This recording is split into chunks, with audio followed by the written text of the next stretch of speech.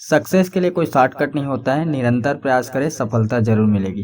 जय हिंद दोस्तों, स्वागत है एक बार फिर से एक नए वीडियो में। मैं शिवम, आप देखना शुरू कर चुके हैं विंडो क्लासेस। कैसे दोस्तों, आई होप बहुत ही अच्छा होंगे। तो वीडियो को अंत तक ध्यान से देखिएगा। एक क्वेश्चन आप लोगों के लिए रहेगा जिसका आंसर आप लोग को डिटेल से कमेंट बॉक्स में देना है। तो चलिए दोस्तों, वीडियो शुरू करते हैं। बैगाओ पर ट्राइबल इकोनॉमिक नामक पुस्तक की रचना किसने की है? बहुत ही अच्छा क्वेश्चन है दोस्तों। पुस्तक से संबंधित क्वेश्चन पूछे जाते हैं। बहुत सारे पुस्तक लिखे गए हैं आदिवासियों के ऊपर। आज सारे पुस्तक कवर हो जाएंगे। तो ऑप्शन दिए हुए हैं दोस्तों, इनमें से कौन सा ऑप्शन सही हो जाएगा? जी दोस्तों, इस क्वेश्चन का राइट आंसर हो जाएगा बी, दयाशंकर नाग। देखिए कौन कौन से पुस्तक लिखा गया है, ठीक है, इसे आपको याद रखना है। यहाँ से पर्टिकुलर एक भी पूछा जा सकता है। जनजातियों से संबंधित पुस्तकें, ठीक है दोस्तों। पहला कौन से देखेंगे? वेरियल एल्विन, ठीक है दोस्तों। इनके द्वारा जो लिखे गए हैं वो पुस्तक देखिए। जो इम्पोर्टेंट पुस्तक है दोस्तों मैं आप लोग को बता दूंगा, उसे आप लोग नोट डाउन कर सकते हैं, ठीक है।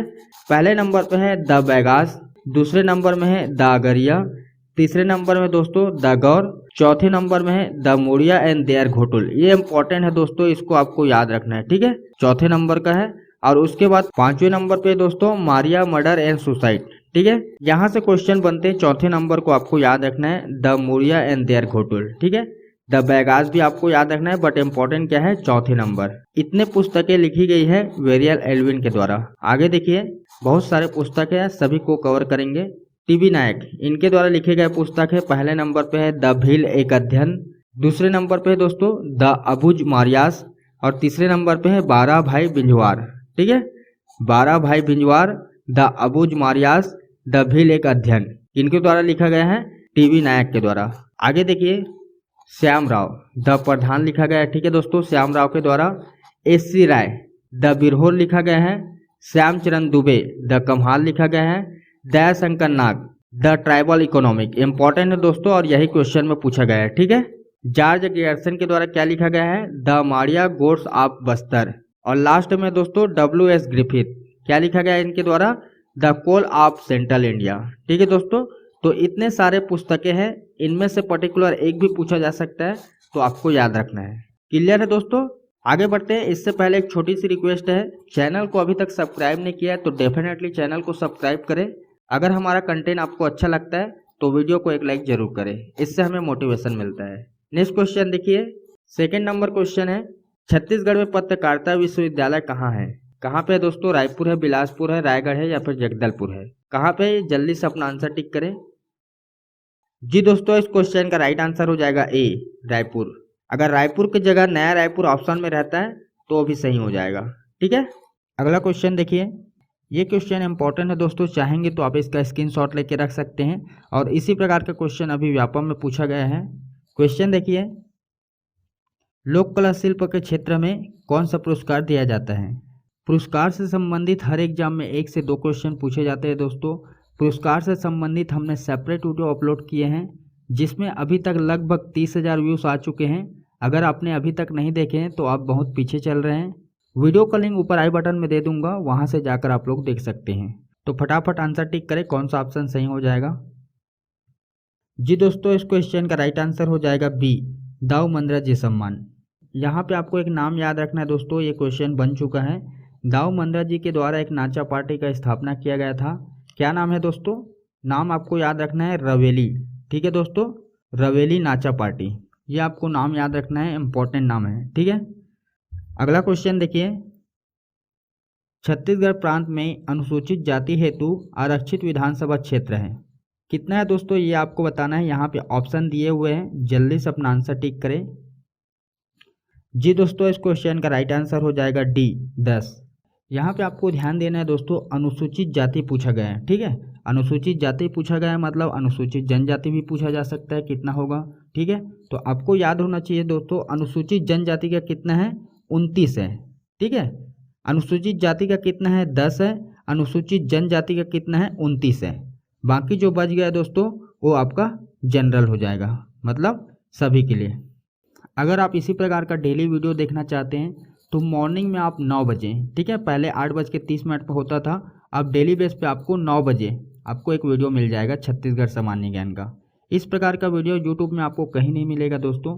तो आप लोग डेली बेस पे आप कोई सा भी एग्जाम की तैयारी कर रहे हैं, अगर आपके सिलेबस में छत्तीसगढ़ सामान्य ज्ञान है तो आप डेली 9 बजे क्लास अटेंड कर सकते हैं। और अगर आप हिंदी का वीडियो देखना चाहते हैं तो डेली बेस पे आप दोपहर 2 बजे हिंदी का वीडियो अटेंड कर सकते हैं। अगर सामान्य ज्ञान का वीडियो देखना चाहते हैं इंडिया लेवल का तो आप 4:45 में शाम को वीडियो अटेंड कर सकते हैं। बढ़ते दोस्तों अगले क्वेश्चन की तरफ। छत्तीसगढ़ में वर्तमान में आपदा प्रबंधन मंत्री कौन है?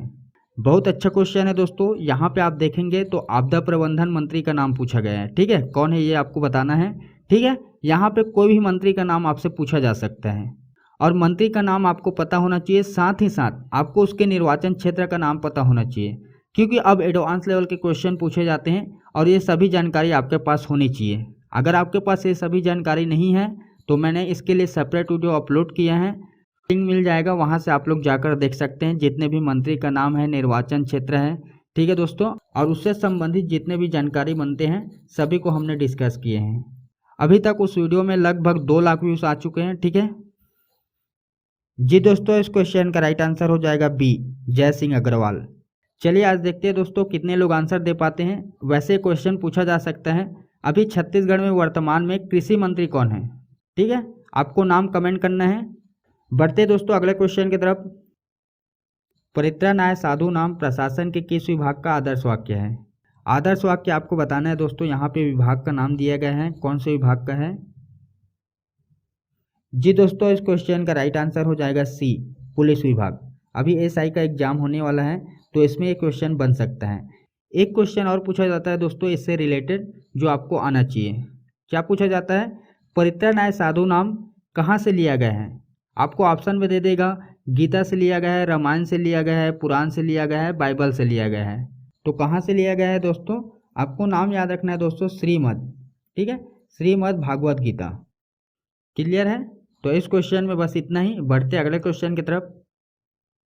प्रथम प्रकाशित छत्तीसगढ़ी उपन्यास है, कौन सा है दोस्तों? यहाँ पे नाम दिए हुए हैं, जल्दी से अपना आंसर टिक करें जी दोस्तों। इस क्वेश्चन का राइट आंसर हो जाएगा सी, हीरू के कहनी। अगला क्वेश्चन देखिए दोस्तों। पाली के शिव मंदिर का मरम्मत करने वाले कलचुरी शासक था। यहाँ पे आप लोग ध्यान देंगे दोस्तों, मरम्मत शब्द आया है, ठीक है। इसके जगह जीर्णोद्धार भी आ सकता है, तो आपको कंफ्यूज नहीं होना है। तो ऑप्शन दिए हुए दोस्तों, कौन सा ऑप्शन सही हो जाएगा जी दोस्तों? इस क्वेश्चन का राइट आंसर हो जाएगा सी, जाजल देव प्रथम। जाजल देव प्रथम एग्जाम के दृष्टिकोण से इंपॉर्टेंट है दोस्तों, इसके बारे में आपको जानकारी होनी चाहिए, ठीक है। जाजल देव प्रथम ने अपने नाम से एक नगर का निर्माण किया, ठीक है दोस्तों। क्या नाम था? जाजलपुर। अभी वर्तमान में कहाँ पे है दोस्तों? जांजगीर, ठीक है दोस्तों। आपको नाम याद रखना है जांजगीर, ठीक है। उसके बाद आपको याद रखना है छिंदक नागवंशी शासक सोमेश्वर देव को पराजित किया था, ठीक है दोस्तों। किसको? सोमेश्वर देव को। और आपको क्या याद रखना है, ये वही शासक थे दोस्तों जिसने त्रिपुरी की अधीनता को अस्वीकार किया था। इससे पहले जितने भी शासक होते थे त्रिपुरी की अधीनता को स्वीकार करते थे, मगर इसने अस्वीकार कर दिया, ठीक है। तो इस दृष्टिकोण से क्वेश्चन इंपॉर्टेंट हो जाता है। तो ये सभी फैक्ट जो मैंने आपको बताया है सभी को आपको याद रखना है। अगला क्वेश्चन देखिए। छत्तीसगढ़ के जसपुर जिले की खुर्जा पहाड़ी से निकलने वाली नदी है, कौन सी नदी है दोस्तों? यहाँ पे ऑप्शन दिए हुए हैं, फटाफट अपना आंसर टिक करें जी दोस्तों। इस क्वेश्चन का राइट आंसर हो जाएगा ए, इब नदी। यहाँ से क्वेश्चन और पूछे जाते हैं दोस्तों, आपको पता होना चाहिए। जैसे ही आपके माइंड में इब नदी आता है तो आपको थोड़ा सा लालच होना चाहिए। लालच क्यों? क्योंकि आपको पता होना चाहिए दोस्तों, इब नदी के रेत में सोने के कण पाए जाते हैं, ठीक है दोस्तों, सोने के कण। बहुत सारे लोगों को अच्छा नहीं लगा होगा लालच वर्ड जो मैंने यूज़ किया है, बट आपको पता होना चाहिए दोस्तों, इस प्रकार के अगर ट्रिक लगाएंगे तो आप लाइफ टाइम उसे भूल नहीं पाएंगे, ठीक है। इसे आप एक घटना के तौर पे यूज़ करेंगे तो ये क्वेश्चन आपको याद रहेगा। साथ ही साथ आपको याद रखना है दोस्तों, महानदी की सहायक नदी है, ठीक है। मगर महानदी में कहाँ पे जाके मिलती है? उड़ीसा में, छत्तीसगढ़ में नहीं। उड़ीसा में आपको देखने को मिलेगा, ठीक है। हीराकुंड जो बांध है वहाँ से 10 किलोमीटर पहले महानदी में जाकर समा जाती है। कौन सी नदी? इब नदी। क्लियर है? अगला क्वेश्चन देखिए दोस्तों। माँ बमलेश्वरी देवी मंदिर का निर्माण डोंगरगढ़ के किस नरेश ने करवाया था या डोंगरगढ़ के किस राजा ने करवाया था? कंफ्यूज आपको नहीं होना है, ठीक है। ऑप्शन यहाँ पे दिए हुए दोस्तों, जल्दी से अपना आंसर टिक करें जी दोस्तों, इस क्वेश्चन का राइट आंसर हो जाएगा ए, राजा वीर सेन। यहाँ पे डोंगरगढ़ आया है दोस्तों। डोंगरगढ़ को पहले किस नाम से जाना जाता था? कामावती। ठीक है दोस्तों, नाम आपको याद रखना है, कामावती। क्लियर है? अगला क्वेश्चन देखिए, छत्तीसगढ़ राज्य का रोजगार प्रशिक्षण मुख्यालय कार्यरत है, यह कहाँ पे है? यह पूछा जा सकता है। यहाँ पे ऑप्शन दिए हुए हैं दोस्तों, दुर्ग में है, रायपुर में है, रायगढ़ में है या फिर बिलासपुर में है। कौन सा ऑप्शन सही हो जाएगा? जी दोस्तों, इस क्वेश्चन का राइट आंसर हो जाएगा ए, दुर्ग। नेक्स्ट क्वेश्चन, कलचुरी शासन के समाप्ति के बाद इस राज्य में प्रथम मराठा शासक निम्न में से कौन था? निम्न में से कौन था मतलब यहाँ पे ऑप्शन दिए हुए हैं, इनमें से कौन है? जी दोस्तों, इस क्वेश्चन का राइट आंसर हो जाएगा डी, बिम्बाजी भोसला। सबसे पहले आपको ज्ञात होना चाहिए दोस्तों, हिस्ट्री में कलचुरी शासन की समाप्ति के बाद मराठा शासन आया और मराठा शासन की समाप्ति के बाद अंग्रेज आए। ठीक है, तो यहाँ पे सही ऑप्शन है दोस्तों बिम्बाजी भोसला। ठीक है, बिम्बाजी भोसला से संबंधित आपको इंपॉर्टेंट तथ्य याद होना चाहिए, यहाँ से क्वेश्चन बनते हैं। सबसे पहले आपको ज्ञात होना चाहिए दोस्तों, दशहरा के मौके पे स्वर्ण, ठीक है दोस्तों, ये आपको याद रखना है, स्वर्ण पत्र बांटते थे। ठीक है, उसके बाद आपको याद रखना है, राम टेकरी नामक मंदिर का भी निर्माण बिम्बाजी भोसला के द्वारा कराया गया है। ठीक है, तो इतना आपको इस क्वेश्चन में याद रखना है। तो इस क्वेश्चन में बस इतना ही। बढ़ते अगले क्वेश्चन की तरफ। सूरत कांग्रेस अधिवेशन 1907 में छत्तीसगढ़ का प्रतिनिधित्व किसने किया था?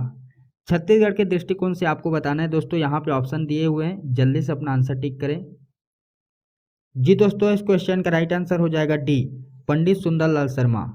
अगर आपको पूरे इंडिया के दृष्टिकोण से पूछा जाता है दोस्तों, तो आपको नाम याद रखना है, क्या नाम था दोस्तों?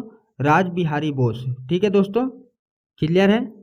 अगला क्वेश्चन देखिए, छत्तीसगढ़ के मैकाल श्रेणी की पहाड़ियों में सबसे ऊंची चोटी कौन सी है? यहाँ पे नाम दिए हुए दोस्तों, कौन सा ऑप्शन सही हो जाएगा? जी दोस्तों, इस क्वेश्चन का राइट आंसर हो जाएगा सी, बदरगढ़।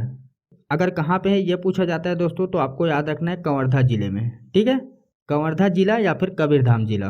अगर हाइट पूछा जाता है, ठीक है, ये मेन होता है, अगर हाइट पूछा जाता है तो आपको याद रखना है दोस्तों 1176 मीटर। ठीक है, अगर छत्तीसगढ़ में पूछा जाता है दोस्तों सबसे ऊंची चोटी कौन सी है, तो गौरलाटा। ठीक है, कितना है हाइट? 1225। ठीक है, ये आपको याद रखना है, छोटा छोटा है बट यहाँ क्वेश्चन बन सकता है, अभी आपने पटवारी के एग्जाम में देखे होंगे। ठीक है, अगला क्वेश्चन देखिए, इस राज्य में मजदूर आंदोलन के प्रवर्तक कौन थे?